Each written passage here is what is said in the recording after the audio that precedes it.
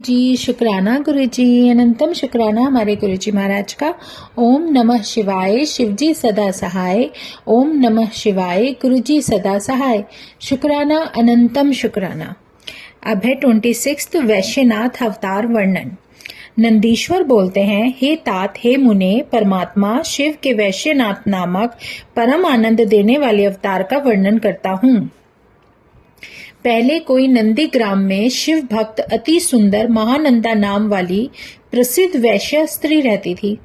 वह बड़े ऐश्वर्य से पूर्ण, बड़ी धनाढ्य, उज्जवल वर्ण वाली, अनेक प्रकार के रत्न जड़ित श्रृंगार रस से भरी हुई, संपूर्ण गान विद्याओं में निपुण थी, मनोहर थी। उस वैश्या के गाने से सब राजा और रानी प्रसन्न होते थे। वह शिव नाम जपने में तत्पर तथा भस्म और रुद्राक्ष धारण करने वाली वैश्या सदैव पार्वती समेत शिव का पूजन करती थी। वह शिव का पूजन करके नित्य जगदीश्वर की सेवा करती, शिव के सुंदर यश को गाती हुई परम भक्ति से नृत्य करती थी। वह वैश्या एक बंदर और एक मुर्गे को रुद्राक्ष से शोभित करके हाथ से ताल खड़ताल बाजे से गीतों के साथ नाचती थी। तब शिव भक्ति में लगी हुई वह वैश्या सब सखियों से युक्त होकर उस बंदर और मुर्गे को नाचता हुआ देखकर अति प्रेम से उच्च स्वर पूर्वक हंसती थी। रुद्राक्षों से बनाए हुए बाजूबंद, कान के गहनों, करण फलों से शोभित हुआ वानर सिखाने से उसके आगे बालक के समान नाचता था। जिसकी शिखा चोटी में रुद्राक्ष बंधा, ऐसा मुर्गा भी बंदर के साथ नाचने में चतुर होकर नाचता था और देखने वालों को बहुत खुश करता था। वह शिव भक्ति में तत्पर हुई महा आनंदपूर्ण वैश्या आदर से इस कौतुक को करती थी। हे मुनि सत्तम, शिव की भक्ति करने वाली उस वैश्या का बड़े सुख से समय बीत गया। एक समय उस वैश्या के घर शिवजी स्वयं वैश्य बनकर शुभ व्रत पधारे। उसके भाव की परीक्षा करने को आए त्रिपुंड से शोभायमान माथे वाले रुद्राक्ष के आभरण धारे, शिव नाम जपने में आसक्त, जटा वाले तथा शिव के वेश को धारण किए हुए वह वैश्य अंग में भस्म लगाए, हाथ में सुंदर कंकण पहने, रत्नों से शोभायमान, दूसरों को कौतुक दिखाने वाला शोभित हो रहा था। उसको आया हुआ देखकर उस सुंदरी वैश्या ने बड़े आनंद के साथ सत्कार करके उसको आदर सहित अपने स्थान में बिठाया।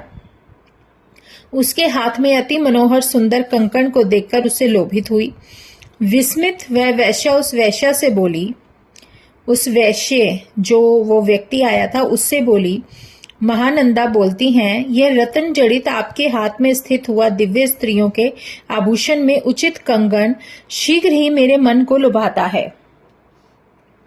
नंदीश्वर बोले, इस प्रकार नवीन रत्नों से युक्त उस हाथ के भूषण में उसकी इच्छा देखकर गंभीर बुद्धि वाला वह वैश्य हंसकर बोला, यदि इस दिव्य श्रेष्ठ रत्न में तुम्हारा मन लुभा गया है तो तुम ही प्रीति से इसको धारण करो और इसका मूल्य क्या दोगी।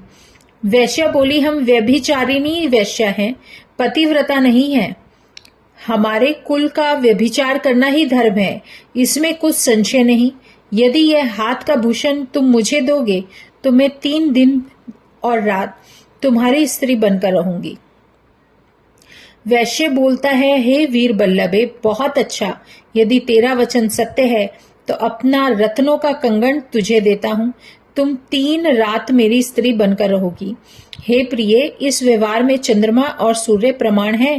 3 वचन से सत्य वचन कहकर मेरे हृदय को स्पर्श कर वैश्या बोली, हे प्रभु, 3 दिन 3 रात तुम्हारी भार्या होकर तुम्हारे साथ विषय करूंगी, इसमें कुछ संशय नहीं है। नंदीश्वर बोले, यह महानंदा 3 बार कहकर सूर्य और चंद्रमा को साक्षी कर प्रसन्नता पूर्वक उस वैश्य के हृदय को स्पर्श करती है। तब वह वैश्य उस वैश्या को रत्न जड़ित कंगन देकर उसके हाथ में रत्न में शिवलिंग को देकर कहने लगा। वैश्यनाथ बोलता है, कांते, यह रत्न जड़ित शिवलिंग मेरे प्राणों से भी अधिक प्यारा है, तुम इसकी रक्षा करना और यत्न से छिपा कर रख दो। नंदीश्वर बोले, ऐसा ही होगा। इस प्रकार कहकर वह रतन जड़ित लिंग लेकर नाट्यशाला नाचने के घर के मध्य में रखकर अपने घर में प्रवेश कर लेती है। अब वह वैश्या उस विट धर्मी वैश्य के साथ रात्रि में मिलकर कोमल तकियों गद्दों से शोभायमान फेन से पलंग पर सुखपूर्वक सो जाती है। हे मुनि, तब रात्रि के समय उस वैश्य की इच्छा से नृत्य मंडप में अकस्मात वाणी होती है, हे तात, तेज पावन की सहायता वाला अग्नि अत्यंत प्रज्वलित होकर इस नाच भवन को एक साथ लेकर उड़ा है। मतलब वो उड़ जाता है उस भवन को लेकर, और नाट्यशाला चारों ओर से जलने लगती है। मंडप के जलने पर उस वैश्या ने एक साथ उठकर बंधन से जो बंदर बंधा हुआ था उसको खोल दिया।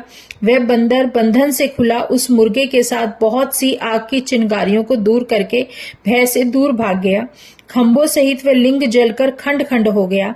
यह दुष्चरित्र देखकर वैश्या तथा वैश्य दोनों बहुत दुखी हुए।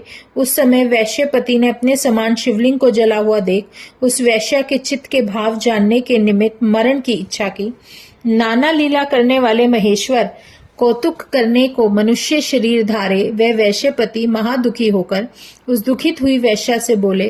वैश्यपति बोलते हैं, मेरे प्राणों से भी प्रिय शिवलिंग के जल जाने पर मैं जीने का उत्साह नहीं करता। यह सत्य कहता हूँ, इसमें कुछ संशय नहीं है। हे बद्रे, अपने श्रेष्ठ नौकरों से बहुत शीघ्र चिता को बनवाओ। मैं शिव में मन लगाकर चिता में प्रवेश करूंगा। हे बद्रे, यदि आकर ब्रह्मा, इंद्र, विष्णु आदि देवता भी निषेध करें तो भी इस समय अग्नि में प्रवेश करूंगा और प्राणों को त्याग दूंगा। नंदीश्वर बोलते हैं, उसका ऐसा दृढ़ संकल्प जानकर दुखित हुई उस वैश्या ने अपने नौकरों से अपने स्थान से बाहर चिता बनवाई। उस सुंदर कौतुक करने वाली संगति के प्रेम की परीक्षा करने वाले वैश्य रूपधारी धीर एकमात्र शिव ने जलती हुई अग्नि की परिक्रमा करके मनुष्यों के देखते देखते अग्नि में प्रवेश किया। हे मुनि सत्तम, यह युवती महानंदा नामक वैश्या उस चरित्र को देखकर विस्मित हो अति खेद को प्राप्त हुई, और उस दुखी हुई वैश्या ने सुंदर निर्मल धर्म का स्मरण करके सब कुटुंबिक पुरुषों को देख करुणा से दीनता के वचन कहे। महानंदा बोली, मैंने इस वैश्य से रतन कंकण लेकर सत्य वचन कहा और 3 दिन तक इसकी पत्नी हुई।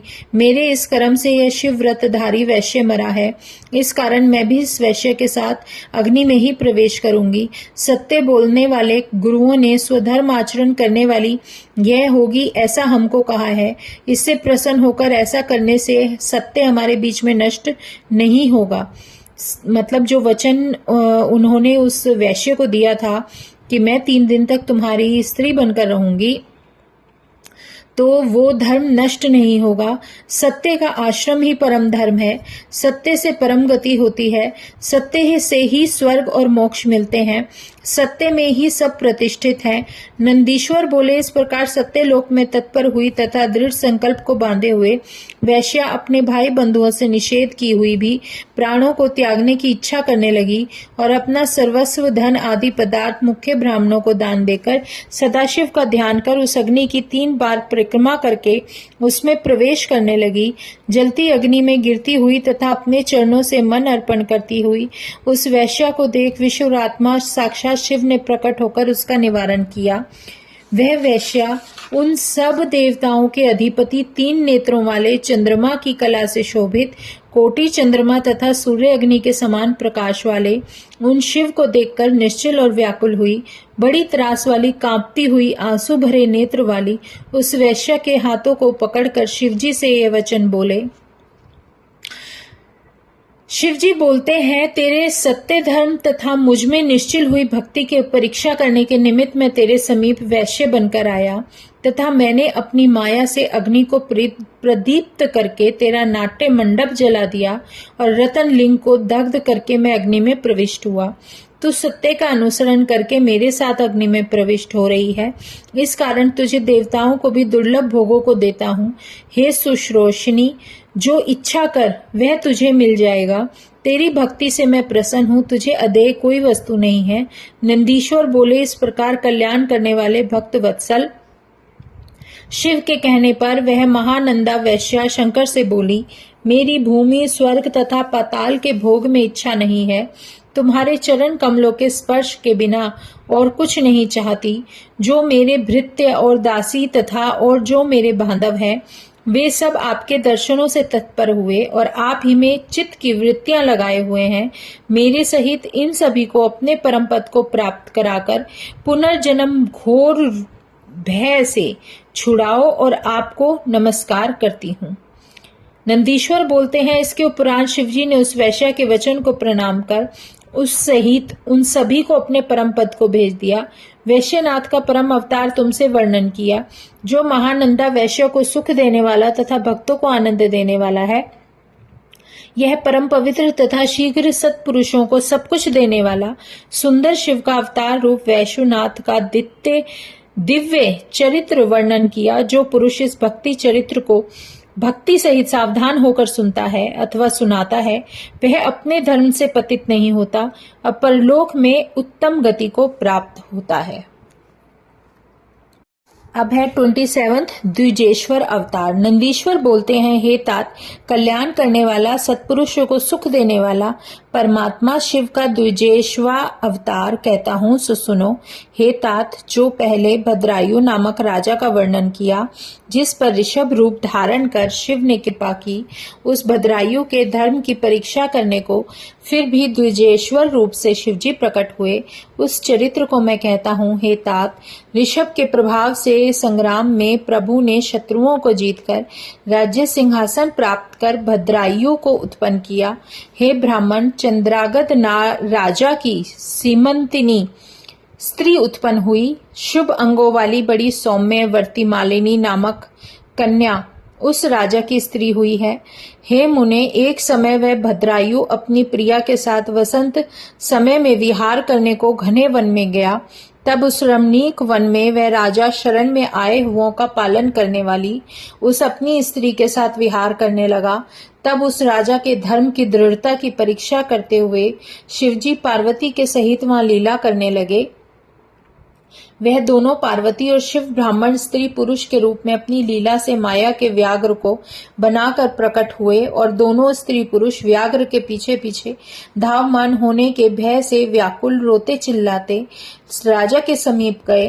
हे तात, शरणागत वत्सल क्षत्रियों में उत्तम उस भद्रायु राजा ने उन दोनों को बिंधा हुआ देखा।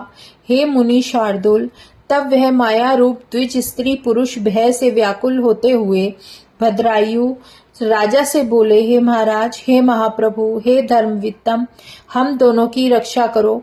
यह सिंह हम दोनों को खाने को आता है। हे धर्मवित्तम, यह सब प्राणियों में भयंकर काल रूप हिंसक सिंह जब तक हम दोनों को प्राप्त होकर नहीं खाता है, तब तक तुम रक्षा करो। नंदीश्वर बोलते हैं, महावीर राजा ने इस प्रकार उन दोनों का रोना सुनकर जब तक धनुष लिया, तब तक माया के सिंह ने शीघ्रता के साथ बीच में से उस ब्राह्मण की स्त्री को ग्रहण कर लिया। हे नाथ, हे कांत, हा शंभो, हा शंभो, हा जगत गुरु, यह कहकर रोती हुई उस स्त्री को भयंकर सिंह ने खा लिया।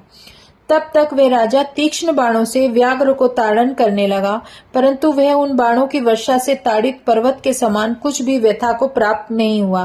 राजा ने स्वतंत्रता पूर्वक व्यथा को प्राप्त न होने वाले बड़े पराक्रमी उस सिंह से शीघ्र ही उस स्त्री को खींचकर पलायन किया और व्याघ्र से हरण की हुई स्त्री को देखकर अति विस्मित हुआ ब्राह्मण लौकी की गति को आश्रय करके बारंबार अधिक तेजी से रोने लगा। वह माहेश्वर ब्राह्मण बहुत काल तक रोता हुआ भद्रायु राजा के अभिमान को नष्ट करने वाले यह वचन बोला। द्विजेश्वर बोला, हे राजन, तुम्हारे बड़े बड़े अस्त्र कहाँ हैं? हे और महाधनुष की रक्षा कहाँ गई? और 12,000 हाथियों का बल कहाँ गया? तुम्हारे खड्ग से क्या फल है? और शंख से तथा मंत्र और अस्त्र विद्या के क्या फल हुआ? जो एक भी गुण तुम में स्थित है, वह सब निष्फल हुए। तुम वन में रहने वाले हिंसक जीवों के घात को निवारण करने को भी समर्थ नहीं हो। दुख से रक्षा करना क्षत्रिय का परम धर्म है। उस कुल के धन नष्ट होने पर तुम्हारे जीने से क्या फल है? धर्म के जानने वाले राजा लोग शरण में आए हुए दुखी पुरुष के दुख की अपने प्राण और धन के द्वारा रक्षा करते हैं, इसके बिना मरे हुए के समान है। दुखियों की रक्षा से शून्य हुए मनुष्यों के जीने से मरना श्रेष्ठ है। दानहीन धनियों के गृहस्थाश्रम की अपेक्षा भिखारी होना श्रेष्ठ है। अनाथों की, दीनों की न रक्षा करने से कृपण मनुष्यों को विष को खाना तथा अग्नि में प्रवेश करना बुद्धिमानों ने श्रेष्ठ कहा है। नंदीश्वर बोले, इस प्रकार अपने वीर्य का निंदा रूप उस ब्राह्मण का विलाप सुनकर राज शोक से आत्मा में यह विचार करने लगा, अहो शोक, आज प्रारब्ध के उल्टे होने से मेरा पुरुषार्थ नष्ट हो गया। आज मेरी कीर्ति भी नष्ट हुई। भयंकर पातक हमको लगा। दुर्मति मंद भागी जो मैं हूँ, मेरा कुलाचित धर्म भी नष्ट हुआ। इससे निश्चय मेरी संपत्ति, राज्य, आयु सब नाश को प्राप्त हो जाएगा। आज मैं इस मृत स्त्री वाले शोक से व्याकुल ब्राह्मण को अपने अति प्रिय प्राणों को देखकर शोक रहित करूंगा। उस भद्रायु राजा ने मन में यह निश्चय कर उसके चरणों में पड़कर शांत करते हुए कहा। भद्रायु बोला, हे ब्राह्मण, बल से गिरे हुए मुझ शत्रु बंधु में कृपा करके अपने शोक का त्याग करो। मैं तुमको वांछित वस्तु दूंगा। यह राज्य, रानी तथा यह मेरा शरीर अब सब तुम्हारे अधीन है। तो आपकी क्या अभिलाषा है सो कहो। ब्राह्मण बोला, अंधे को दर्पण से क्या फल तथा भिक्षुक को घर से क्या काम। मूर्ख को पुस्तक से क्या फल और स्त्री रहित मनुष्य को धन से क्या लाभ है। इस कारण मृत स्त्री वाला मैं और कोई भोग ही नहीं चाहता, केवल तुम्हारी इस स्त्री की इच्छा करता हूँ, उसे दे दो। भद्रायु बोला, दान करने वाला पुरुष गुड़, घी आदि रस पर्यंत धन का तथा अपने राज्य, हाथी, घोड़ों का और अपने शरीर का दान कर सकता है। स्त्री का दान कोई नहीं कर सकता। दूसरे की स्त्री के साथ भोग करने से जो पाप एकत्रित होता है वह सैकड़ों प्रायश्चित करने से भी नहीं जाता। ब्राह्मण बोला, ब्रह्म हत्या तथा मदिरा का सेवन रूप घोर पाप भी अपने तप के द्वारा मैं भस्म कर दूंगा। फिर पर स्त्री भोग विषयक पाप क्या वस्तु है। इस कारण मुझे अपनी यह स्त्री को दे दो और दूसरी इच्छा नहीं है। भयभीत हुओं की रक्षा न करने से निश्चय तुम नरक में जाओगे। नंदीश्वर बोले, ऐसी ब्राह्मण की वाणी से डरा हुआ राजा विचारने लगा कि रक्षा न करने से महापाप होगा, उससे पत्नी का दान देना श्रेष्ठ है। अतः अपनी स्त्री को उस ब्राह्मण के अर्थ देकर निष्पाप हो शीघ्र अग्नि में प्रवेश करूंगा, मेरी कीर्ति विस्तृत हो जाएगी। ऐसा मन में निश्चय करके अग्नि को प्रज्वलित कर उस ब्राह्मण को बुलाकर जल सहित स्त्री का दान किया। स्वयं स्नान करके पवित्र हो सब विद्वानों को प्रणाम कर उस अग्नि में गिरते हुए तथा अपने चरणों में मगन चित उस राजा को द्विजेश्वर रूपधारी शिवजी ने प्रकट हो निषेध किया। उन 5 मुख 3 नेत्र वाले पिनाकधारी चंद्रमा की कलाओं से शोभायमान तथा लंबायमान पीली जटाओं को धारे मध्यान्ह काल के करोड़ों सूर्य के समान तेजस्वी उस ईश्वर को तथा कमल डंडी के समान गौरवर्ण, हाथी की चर्म ओढ़े, गंगा जी की तरंगों से धुलते हुए मौलिक स्थान वाले, सर्पराजों के हार समूह भूषण से शोभायमान कंठ वाले तथा मुकुट, कांची, बाजूबंद, कंकण से देदीप्यमान, त्रिशूल, खड़क, खटवांग, कुठार, चर्म, मृग, अभय रूप, 8 अंगों से युक्त पिनाक हाथ में लिए तथा बैल के नदियों के ऊपर चढ़े हुए विष के कंठ भूषण धारे आगे प्रकट होते हुए शिव को उस राजस ने देखा। अब आकाश से शीघ्र फूलों की दिव्य वर्षा हुई। देवताओं के बाजे तथा देव स्त्रियां नाचने और गाने लगी तथा स्तुति करते हुए विष्णु, ब्रह्मा और इंद्र आदि देवता तथा नारद आदि मुनि सब वहां आ गए। उस समय वहां भक्ति से नम्र और अंजलि बांधे हुए राजा को सन्मुख भक्ति को बढ़ाने वाला बड़ा उत्सव हुआ। उन शिव के दर्शन के आनंद से प्रकट आशय वाला, बड़े आंसू रूप जल से गीले हुए शरीर वाला, हर्ष से रोमांचित शरीर गदगद वाणी से अंजलि बांधकर राजा स्तुति करने लगा। तब परमेश्वर दया सागर भगवान शिव राजा से स्तुति को प्राप्त हो पार्वती सहित प्रसन्न हो राजा से बोले, राजन, मैं तुम्हारी भक्ति से और तुम्हारे धर्म से अति संतुष्ट हुआ हूँ। स्त्री सहित वर मांगो, मैं निसंदेह दूंगा। मैं तेरे भाव प्रेम की परीक्षा करने को ब्राह्मण बनकर आया हूँ और व्याघ्र ने जो स्त्री पकड़ी थी वह साक्षात मेरी स्त्री पार्वती थी। जो तेरे बाणों से घायल नहीं हुआ वह व्याघ्र माया का था। मैंने तेरी धीरता देखने की इच्छा से तेरी स्त्री को मांगा। नंदीश्वर बोले, यह भद्रायु राजा इस प्रकार प्रभु शिव का वचन सुनकर फिर प्रणाम और स्तुति करके हाथ नीचे किए हुए स्वामी से बोला। भद्रायु बोला, हे नाथ, मेरा एक यही है वर कि आप परमेश्वर संसार के दुखों से पीड़ित हुए मेरे दर्शन पथ को प्राप्त हुए। हे नाथ, यदि फिर भी अपनी कृपा से मुझे वर देते हो तो वरदानियों में श्रेष्ठ आपसे यह वर मांगता हूँ कि हे महेश्वर, हे नाथ, मेरी वज्र बाहु वाला पिता स्त्री सहित तथा मैं अपनी स्त्री सहित तुम्हारे चरणों का सेवक बनूं। हे महेशान, पद्माकर नामक वैश्य, उसका पुत्र सनय, इन सबों को आप आपने निकटवासी करो। नंदीश्वर बोले, तब उसकी कीर्ति मालिनी नामक स्त्री प्रमथ हुई, भक्ति से शिव को प्रसन्न करके उत्तम वर को मांगने लगी। रानी बोली, हे महादेव, मेरा पिता चंद्रांगद तथा माता सीमंतिनी, इन दोनों का आपके निकटवास होना प्रसन्न होकर मांगती हूँ। नंदीश्वर बोले, भक्त वत्सल पार्वती जी के पति शिव जी, ऐसा ही होगा। यह कहकर उन दोनों स्त्री पुरुषों को इच्छित वरदान देकर क्षण मात्र में अंतर ध्यान हो गए। भद्रायु राजा ने प्रीति पूर्वक शिव की प्रसन्नता पाकर कीर्ति मालिनी स्त्री के सहित उनके विषयों को भोगा और बिना नष्ट हुए पराक्रम सहित 10 सहस्र वर्ष राज्य करके फिर अपने पुत्र को राज्य समर्पण कर शिव की समीपता को प्राप्त हुए और वह राष्ट्रीय चंद्रागत और रानी सीमंतिनी, यह दोनों भक्ति से शिव का पूजन करके शंभु के पद को प्राप्त हुए। हे प्रभु, मैंने तुमसे द्विजेश्वर नामक शिव का परम अवतार वर्णन किया, जो भद्रा और भद्रायु नामक राजा को परम आनंद देने वाला है। जो मनुष्य परम कीर्ति वाले शिव के परम अवतार द्विजेश्वर का परम पवित्र बड़ा अद्भुत चरित्र सुनता है अथवा पढ़ता है या पढ़ाता है या सुनाता है, वह शिव के पद को प्राप्त होता है। इस कथानक को जो ब्राह्मण के मुख से ध्यान पूर्वक सुनकर लोगों को सुनाते, वह अपने धर्म से कभी रहित नहीं होता और परलोक में सद्गति पाता है। जय गुरु जी, शुक्राना गुरु जी, अनंतम शुक्राना हमारे गुरु जी महाराज का। ओम नमः शिवाय, शिव जी सदा सहाय। ओम नमः शिवाय, गुरु जी सदा सहाय। शुक्राना, अनंतम शुक्राना।